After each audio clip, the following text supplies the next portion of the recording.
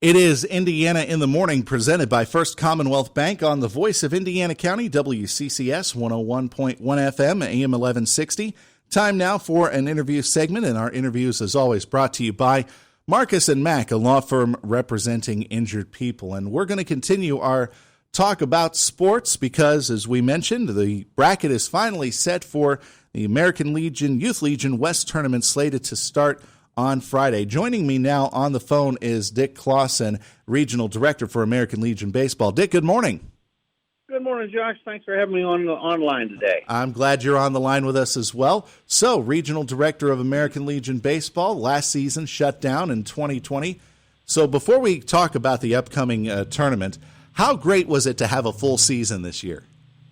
It was very nice. It was good to see the fields active again and to see the kids out enjoying the fresh air and becoming a good set of ball players. A lot of them missed a lot of playing last year because there were no organized baseball allowed. It was definitely difficult to try to get some, even just some exhibition games going because of the pandemic. But this year, the restrictions loosened up. Not only that, but the parents could be in attendance this year as well. So that also had to be a plus. That's correct. And with the COVID restrictions being released all through the season, we were requiring that the coaches and players have masks on. With the governor changing the philosophy a few weeks ago, we're releasing that effective with the playoffs and the state championship.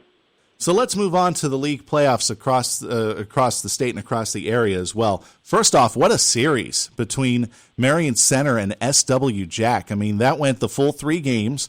There was a little bit of weather drama related to it, but in the end, Marion Center coming out on top. It was great to see that happen, and the players were very, very good at what they were doing and well trained and well lubricated in the way they executed the plays on the field. So let's talk about the league playoffs now. Regional tournaments are now underway all across Pennsylvania, various sites. Here in the West, it's going to be Punxsutawney, just north of us, hosting 7 other teams from western and northwestern regions, and that's going to be getting underway soon, right?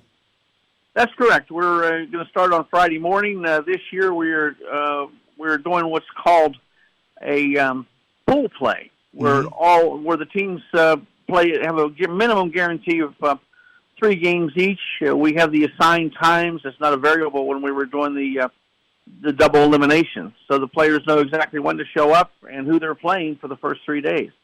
So this is a new format for this year's playoffs, right? That's correct. We're doing that across the state. We've had some issues with parents not knowing when they're going to play. We have to wait till one team loses before they know where they are in the bracket. So we're going to try this way. And this was all a result of Mr. Mark Burdig doing some analysis for us and made a presentation at our state meeting, and our state committee adopted it, and 3 of the 7 teams at the senior legion level are going to try it this year. All right, so definitely this is going to be a new territory, uncharted territory, but it sounds like everybody's got a fair chance to get a lot of game time playing, even if they don't make it to the next round after the round-robin tournament. That's correct. They're guaranteed 3 games, and then the top 4 teams in the West play for 3 to go to the States next Friday in Berwick, Pennsylvania. Now, for several years, the tournaments would run Saturday through Wednesday, but this format is now a 4-day format that ends on Monday. That should give teams that qualify for the States a little bit of time to rest and recover and make plans for the trip out to Berwick. That's correct. Was this in a perfect weather situation ending on Monday? The pitcher that pitches the last inning of the Monday game has his 4 days rest to start pitching if he was a starting pitcher on the following Saturday. So everybody can start out fresh. They've got clean slates as far as the pitching and the number of innings and number of pitches they pitched. So let's now think about the number of teams that actually took part. It was down this year, right? Yes, statewide we had 118 teams versus 165 in 2019. Mm-hmm. Some of that was a result of just lower population. A number of teams out east signed contracts to participate in non-legion baseball in 2020 and had to play in 2021.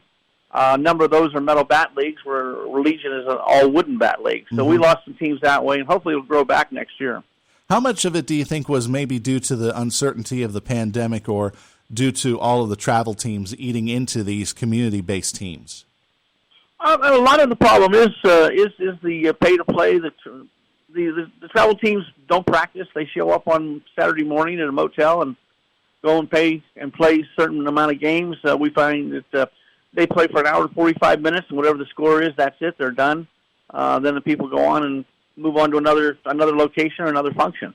We've seen it's totally different and a lot less organized than Legion baseball is. Mm-hmm. But we've seen these teams become more popular as years go by. I remember back when I was covering some Little League baseball for our affiliates in Punxsutawney, that we started to see the travel teams go into the softball world, and obviously they went into the baseball world, and we're still seeing that as a factor.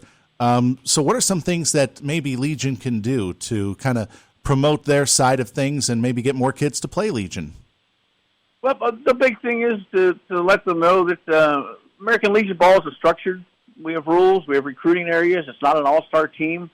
We try to have a zoning that you can only recruit from, and the parents might appreciate something like that rather than having an all-star team. And your kid plays 3 innings on a travel team and then sits for the other 4 or 5.